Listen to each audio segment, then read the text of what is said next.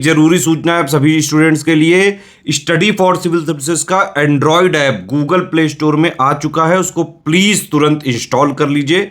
और अगर आप स्टडी फॉर सिविल सर्विसेज के सिर्फ ऐप से कोई भी कोर्स, कोई भी पीडीएफ परचेस करते हैं तो उसमें अप्लाई कूपन, अगर आप ज्ञान सर जो है आप उसमें अप्लाई करते हैं, ये कूपन कोड है, तो उसमें 20% फीस तुरंत माफ हो जाएगी। मतलब 20% डिस्काउंट तुरंत उसमें लग जाएगा।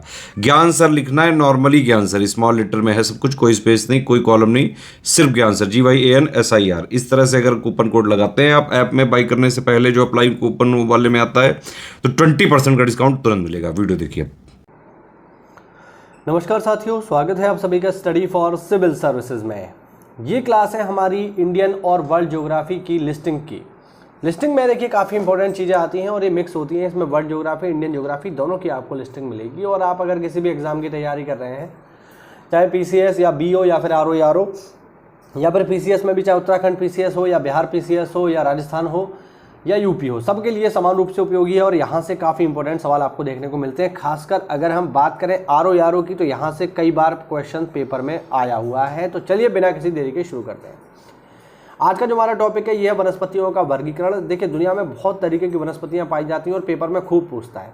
खासकर ये मैंग्रोव वाली तो अक्सर करके पूछ लेता है कि समुद्री नमकीन पानी में उगने वाली वनस्पतियों को क्या कहते हैं, या फिर ऐसे आ जाता है कि हेलोफाइट क्या है, इस तरीके से भी आ जाता है।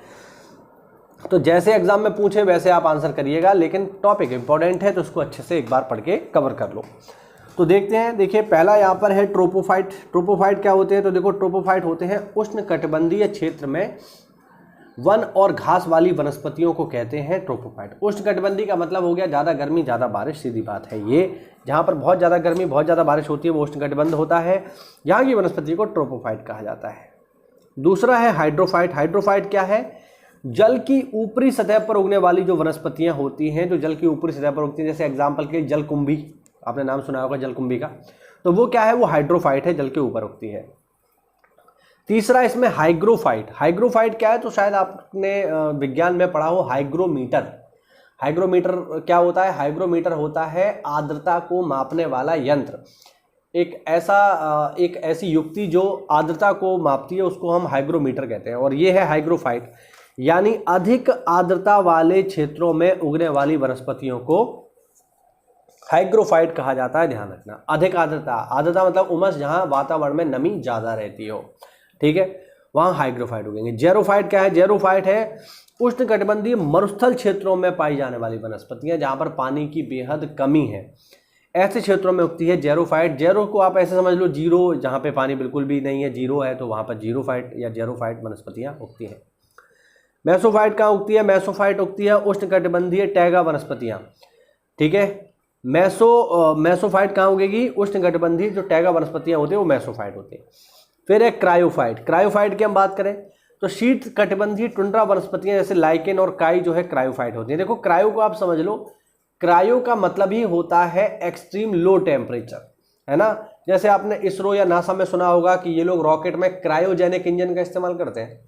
क्रायोजेनिक इंजन का मतलब ये हुआ कि अंतरिक्ष में जब आप जाते हो तो टेम्परेचर बहुत लो होता है, तो वहां पर ये लोग क्रायोजेनिक इंजन यूज करते हैं, जो कि सब जीरो टेम्परेचर में भी अच्छे से काम कर पाए। तो क्रायो अगर वर्ड आ गया तो समझ लो एक्सट्रीम लो टेम्परेचर की बात यहाँ पर हो रही है। तो और क्रायोफाइट की हम बात करेंगे तो ऐसी वनस्पतियां जो एक्सट्रीम लो टेम्परेचर में उगेंगी, यानी लाइकेन और काई, जो बहुत ही ठंडे इलाकों में उगती हैं। ठीक है, समझ पा रहे हो आप लोग।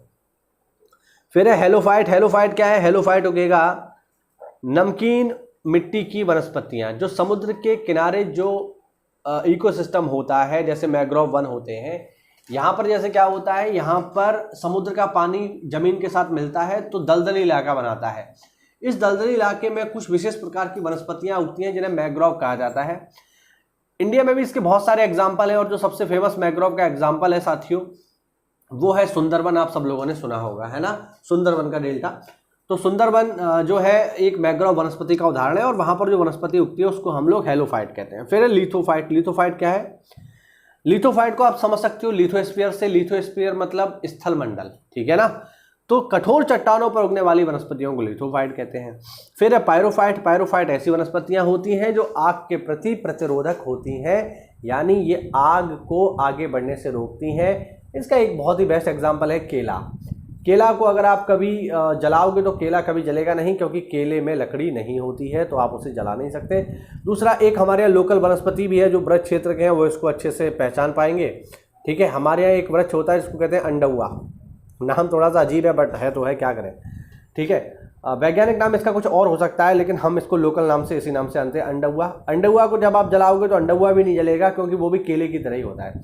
तो अगर मतलब अगर कहीं जंगल में मान लीजिए आग लग रही है और बीच में जो है केले की एक पंक्ति है, तो आग वहीं रुक जाएगी, क्योंकि वो उसको आगे नहीं बढ़ने देगी। तो ऐसी वनस्पतियों को बोलते हैं हम लोग पायरोफाइट। उम्मीद कर रहा हूँ आप लोग इसको समझ पा रहे होंगे। ठीक है, ये हमने देखा। अच्छा, इसी के साथ ये भी देख लो, कुछ महत्वपूर्ण चीज़ें इसी के साथ ही देख लो। जैसे कुछ महत्वपूर्ण कृषि संस्थान है जिनके हेडक्वार्टर के बारे में पूछता है। जैसे खाद्य एवं कृषि संगठन कहाँ पर है? रोम में है, इटली में। कई बार पेपर में आ चुका है। FAO बहुत बार पेपर में आ चुका है। स्थापना 1945 में इसकी हुई है, 1945 में, और इसका हेडक्वार्टर है रोम, इटली में। कई बार पेपर में आया भाई। विश्व मौसम विज्ञान संगठन, ये इसका हेडक्वार्टर है जिनेवा, स्विट्जरलैंड में। खाद्य नीति अनुसंधान संगठन, हेडक्वार्टर वाशिंगटन DC। अंतर्राष्ट्रीय चावल अनुसंधान संस्थान, हेडक्वार्टर मनीला, फिलीपींस। फिलीपींस की राजधानी है मनीला। और अंतर्राष्ट्रीय उष्णकटिबंधीय कृषि संस्थान, आबादान, नाइजीरिया में।